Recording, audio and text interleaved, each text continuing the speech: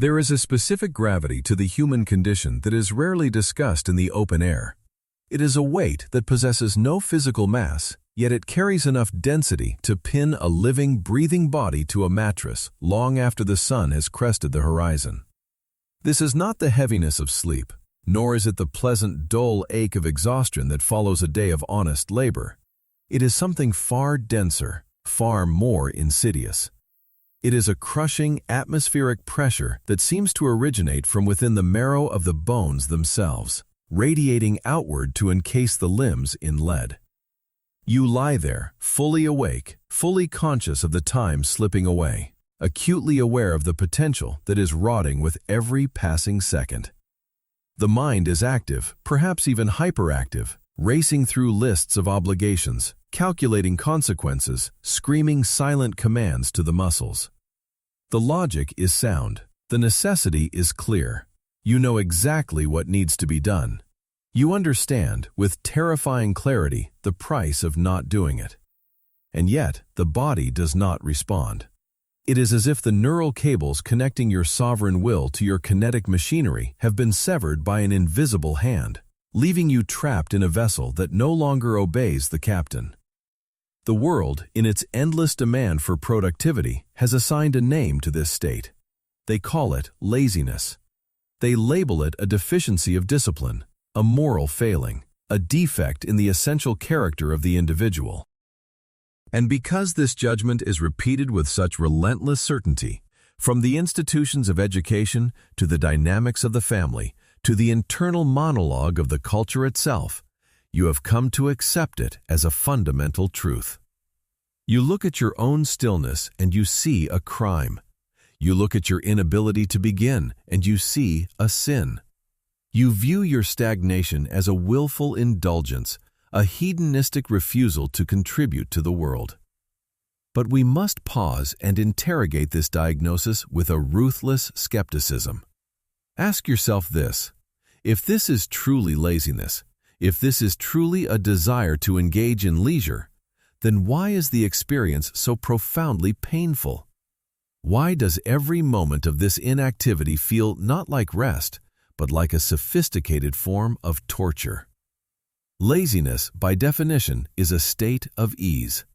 It is the conscious choice to prioritize comfort over exertion.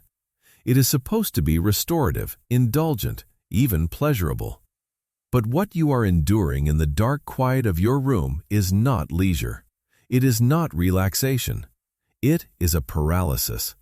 It is a state of high-voltage internal conflict. You are not resting. You are vibrating with an internal friction so intense that it consumes more metabolic energy than physical movement ever could. You are caught in a thermodynamic paradox, burning conscious energy to maintain a state of physical immobility. This is not a moral failure. It is a biological event. It is a systemic collapse of the mechanism that translates intention into action. To understand why you are stuck, we must dismantle the linguistic violence of the word lazy. We must stop viewing this paralysis through the lens of morality and start viewing it through the lens of mechanics.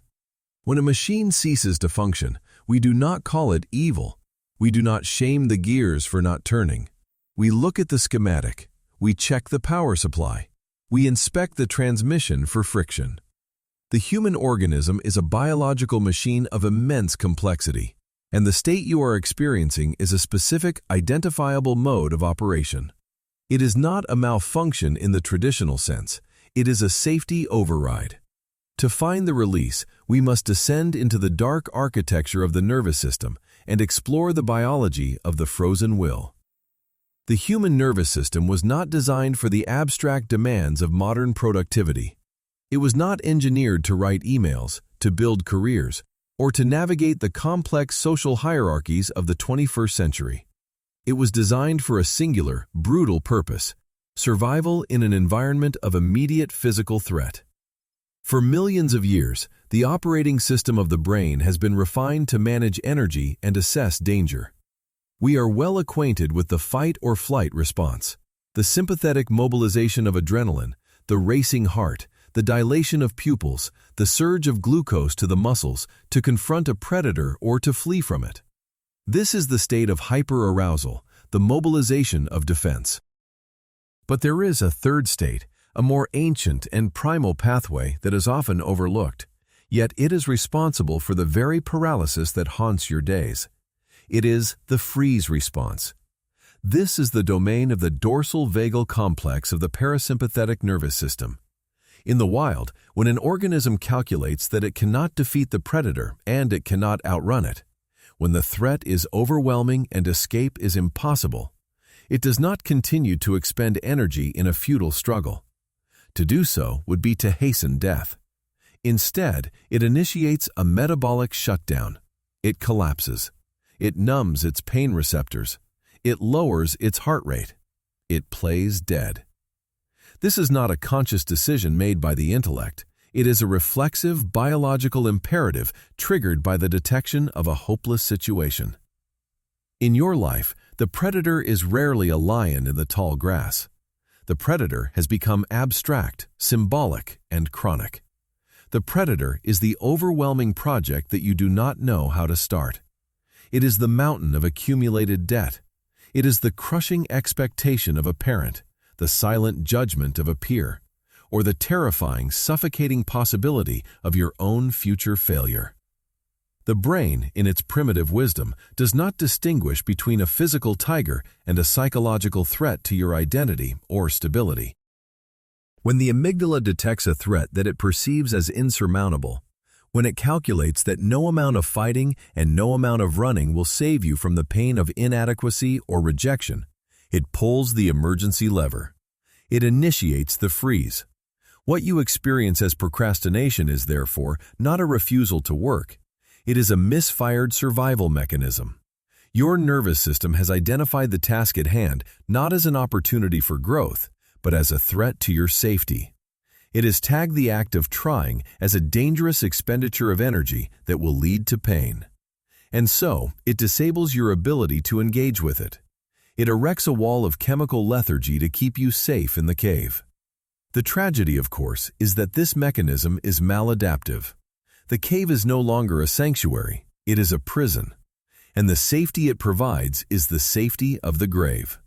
You are kept safe from the risk of failure, but you are also kept safe from the possibility of life. However, to fully grasp the tenacity of this paralysis, we must look deeper than the immediate reaction. We must look at the conditioning that encoded this reaction in the first place. This brings us to the concept of learned helplessness. This is not merely a habit. It is an anatomical change in the structure of the brain's predictive processing. Learned helplessness occurs when an organism is repeatedly exposed to adverse stimuli that it cannot escape, control, or mitigate. After enough repetitions of this cycle, pain, followed by the inability to stop the pain, the organism stops trying to escape, even when an exit is eventually presented. It learns a terrifying lesson, that the outcome is independent of the action. It learns that volition is an illusion. This learning process in the human mind is subtle, cumulative, and often invisible. It does not necessarily require a single catastrophic trauma. It is often the result of a slow accumulation of micro-defeats.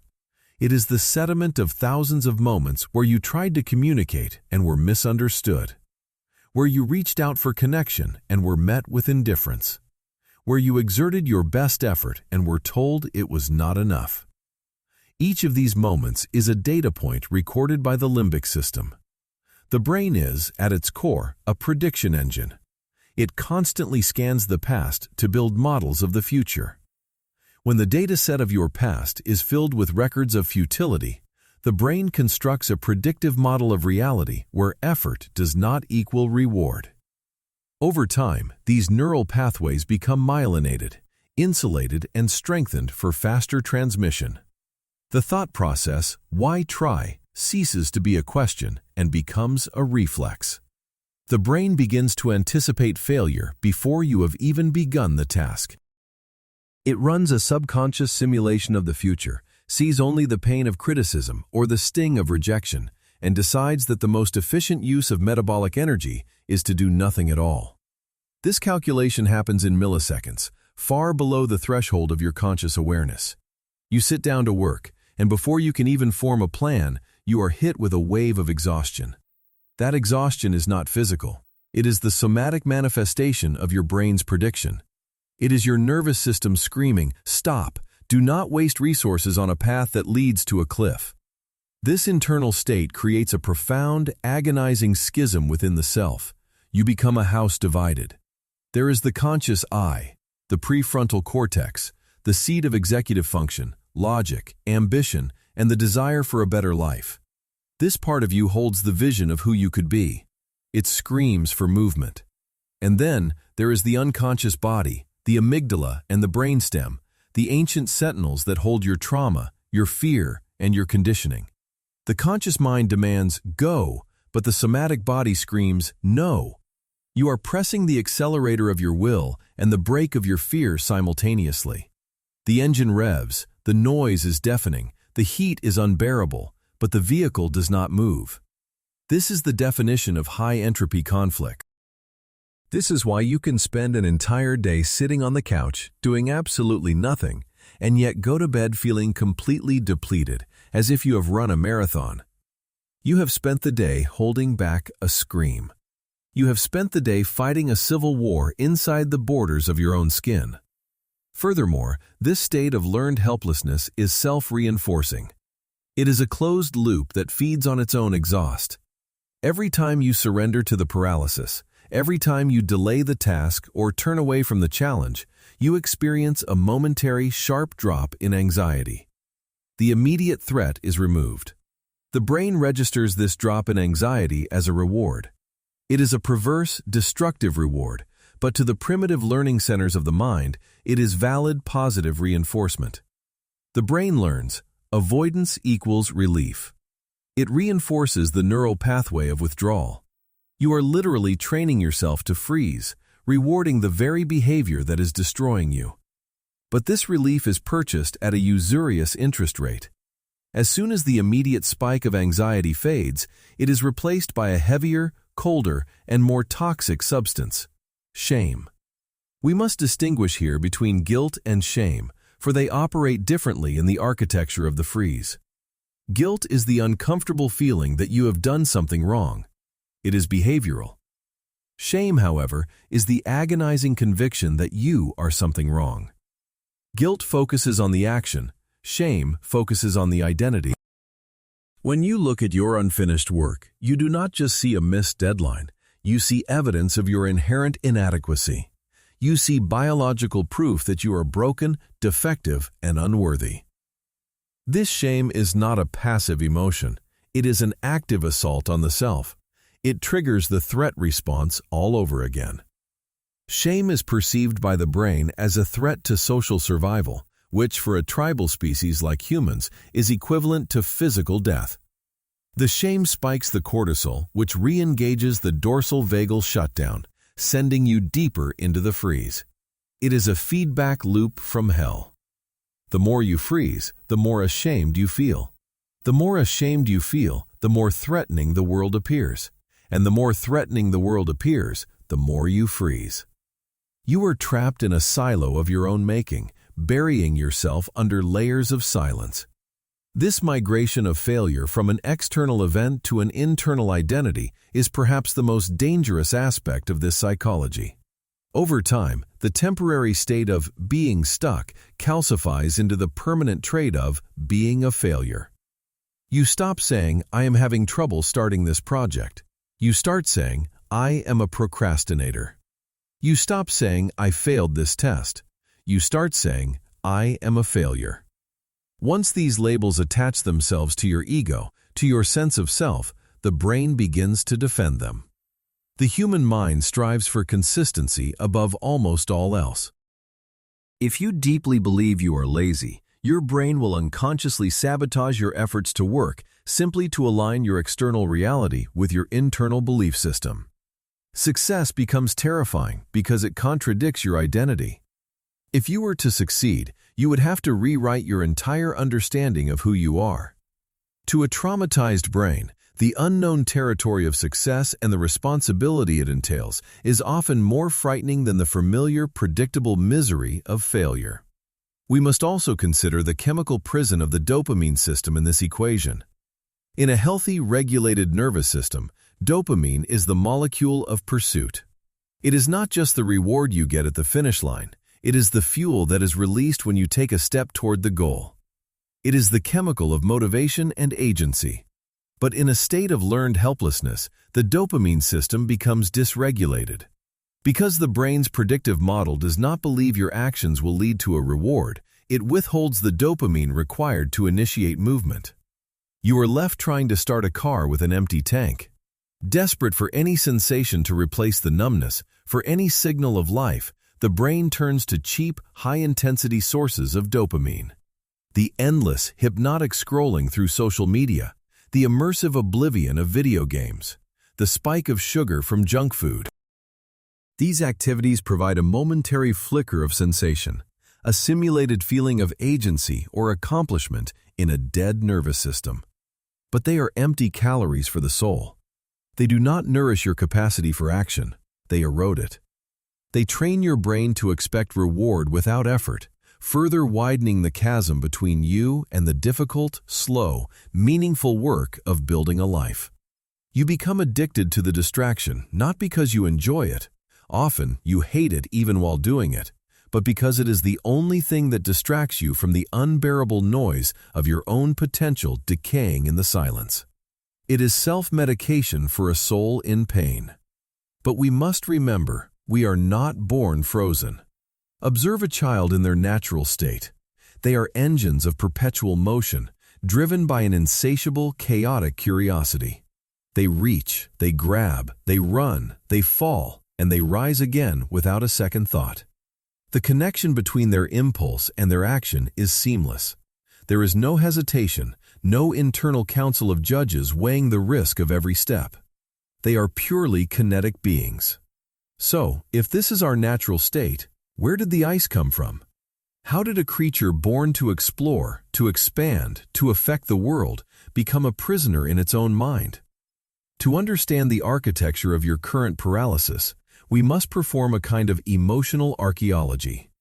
We must dig beneath the layers of adult rationalization to find the ruins of the past. The root of learned helplessness often lies in the attunement gap of early developmental life. A developing nervous system requires more than just biological sustenance. It requires co-regulation.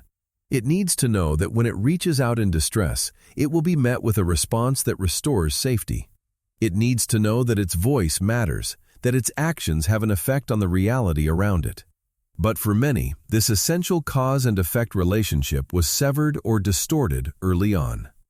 Perhaps you grew up in an environment where affection was volatile, given freely one day and withheld the next, based on the unpredictable moods of the authority figures rather than your own behavior. Or perhaps you lived under the microscope of high expectations, where love was treated as a transaction, a currency to be earned through performance and obedience. In such an environment, the child learns a terrifying lesson. My authentic self is not enough. Only my performance matters. Only my utility matters. When effort is consistently met with criticism, neglect, or indifference, the brain begins to encode the belief that action is futile. Why build a tower if it will only be knocked down? Why draw a picture if it will never be looked at with eyes of understanding? The freeze response begins here, in the small, quiet moments of childhood. It starts as a strategy to minimize the pain of rejection. If you do not try, you cannot be judged. If you do not speak, you cannot be silenced. If you do not want, you cannot be disappointed. Slowly, you learn to shrink. You learn to occupy as little space as possible, both physically and psychologically. You numb your own desires because desiring something you cannot have is too painful to bear. This child, terrified of making a mistake, terrified of exposure, is still alive within you. It is that child, not the adult logic, who holds the emergency brake every time you try to move forward. And this leads us to the most unsettling, counterintuitive paradox of the human condition. The comfort of the burning house. Why do we cling to patterns that destroy us? Why do we choose the misery of stagnation over the possibility of growth? Logic dictates that we should seek happiness and avoid pain. But the nervous system does not care about happiness. It cares about familiarity.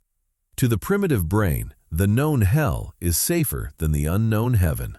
Failure, for all its bitterness, is predictable.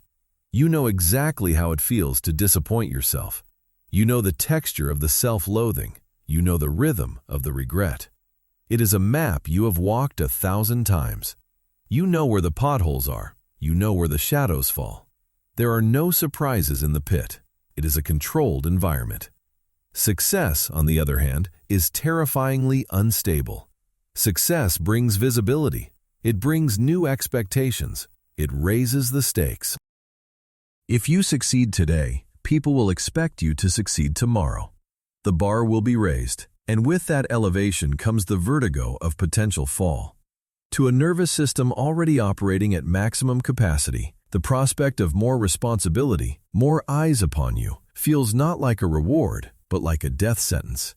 This is the hidden fear of success. You are not procrastinating because you are lazy. You are procrastinating because a part of you is terrified of what will happen if you actually finish. You are afraid that your best work will still be rejected, which would confirm your deepest insecurity, that you are fundamentally inadequate. Or perhaps even worse, you are afraid it will be accepted, and you will be exposed as a fraud. This is the imposter syndrome taking root. The ego protects itself by never fully committing. If you study for the test at the last minute and fail, you can use the excuse of time. You can say, "I didn't really try." You protect your potential. But if you give everything you have, if you pour your soul into the work and then you fail, that is a judgment on your soul. And that is a truth the ego cannot survive. So, you sabotage yourself. You clip your own wings to ensure you never have to test how high you can fly. You stay down because the ground is the only place where you cannot fall.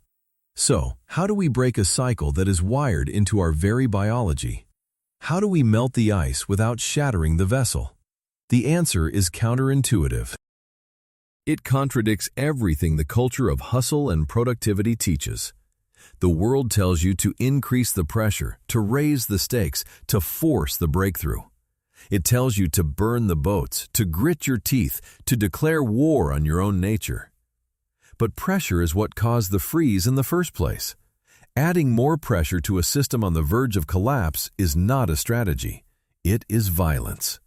It is like screaming at a drowning person to swim faster. The antidote to learned helplessness is not willpower. It is safety. We must reverse the conditioning. We must teach the brain, neuron by neuron, synapse by synapse, that action creates a result and that the result is survivable. We must prove to the nervous system that the war is over. We do this through the process of titration. In chemistry, titration is the slow, careful addition of one solution to another to reach a balance without causing a volatile reaction. In psychology, it means introducing small, manageable amounts of stress to the nervous system, amounts that are too small to trigger the freeze response, but large enough to register as movement. Forget the big, hairy, audacious goals. Forget the 5-year plan. Forget the transformation montage. Those are threats to your amygdala. They are too big, too loud, too heavy. Start with something so small it seems ridiculous. Do not set a goal to write a book. Set a goal to write one sentence. Do not set a goal to get fit. Set a goal to put on your running shoes and stand outside for 1 minute. The objective here is not productivity. The objective is neuroplasticity. We are not trying to build an empire. We are trying to repair the broken cause and effect link in your brain. When you set a microscopic goal and achieve it, you give your brain a tiny, almost imperceptible hit of dopamine. You provide a data point that says, "I intended to do X, and I did X. I am in control. I am safe." This is how we rebuild trust with ourselves. Self-trust is not a grand declaration made in front of a mirror. It is a reputation you build with yourself through thousands of small acts of integrity. It is the accumulation of kept promises. Every time you keep a tiny promise to yourself, no matter how insignificant it seems to the outside world, you are laying a brick in the foundation of your agency. You are proving to the terrified child within that there is a competent adult at the wheel. You are showing the nervous system that you can handle the friction of being alive. This process requires a radical, almost subversive shift in how you view yourself. It requires compassion. But let us be clear, this is not the soft, sentimental compassion of greeting cards or affirmations. This is functional, biological compassion. It is a strategic tool. When you beat yourself up, when you engage in negative self-talk, you release cortisol and adrenaline, pushing your body back into the threat response, back into the freeze. You are poisoning the very well you are trying to drink from. When you offer yourself compassion, when you say, "It makes sense that I am stuck, I am carrying a heavy load," when you acknowledge the difficulty without judgment, you release oxytocin. You calm the dorsal vagal nerve. You bring the prefrontal cortex back online. Compassion is not letting yourself off the hook. It is the chemical prerequisite for change. It is the oil that loosens the rusted gears. You must become the safe parent you never had. You must reparent your own mind. When the resistance arises, instead of screaming, "Move!" ask, "What do you need to feel safe enough to move?" Perhaps you need clarity. Perhaps you need rest. Perhaps you need to lower the bar. Listen to the resistance. It is not your enemy. It is a messenger. It is telling you where the wound is. As you begin to move, the sensation will be strange. The friction will still be there. The fear will not magically evaporate, but it will be manageable. You will begin to realize that the feeling of not wanting to do it is just a feeling, not a command. It is a sensation like cold water or heat that can be observed and endured. You can feel the fear and move your hand anyway. You can feel the heaviness and still take the step. This is the return of dignity. Dignity is not found in the outcome. It is not found in the applause or the paycheck. It is found in the attempt. It is found in the quiet nobility of a human being refusing to be defined by their past conditioning, choosing to act in the face of their own biology. The path out of the cave is not a straight line. It is not a linear ascent to glory. There will be days when the ice returns. There will be days when the shadow feels too heavy to lift, when the old scripts play on a loop, and you find yourself back on the mattress, pinned by the gravity of the past. That is not failure. That is the rhythm of recovery. Healing is a spiral, not a ladder. You will circle back to the same feelings, the same doubts, the same fears. But you will see them from a higher vantage point. You will recognize the freeze for what it is, a ghost from the past, an echo of a time when you were helpless, not a prophecy of the future. You are not your trauma. You are not your conditioning. You are not the patterns that were etched into you before you had a voice. You are the consciousness that can observe these things. You are the space in which these feelings arise and fall. And you are the will that can choose, ever so slowly, with trembling hands and a racing heart, to step in a different direction.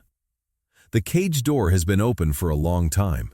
The chains were never made of iron. They were made of memory. And memory, unlike iron, can be rewritten. The world is waiting. Not for your perfection, not for your performance, not for the mask you wear to please it. It is waiting for your presence. It is waiting for the authentic spark that was buried under the ice. It is time to thaw. It is time to breathe. It is time, finally, to begin. If this analysis gave voice to your experience, please leave a like to help others find this message. Subscribe to join us as we continue to dismantle the myths of the mind.